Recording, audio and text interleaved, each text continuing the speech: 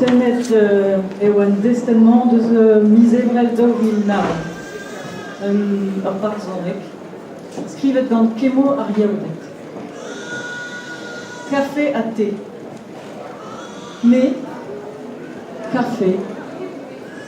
Mais on met. Evel mon met. An eus ket pel.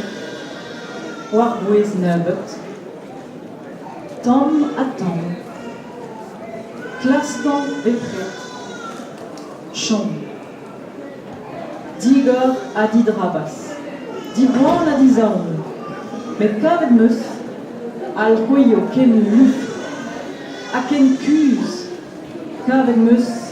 Planten ken mistr. Hag ar gliz. Kavet meus. Loanet ken drant. Hag ar plantz. Kavet meus, tu ken dispar hag ar souet. Marzus ur c'hoaz.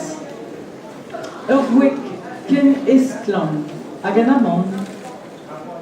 Ur rarante ken flour hag an dour.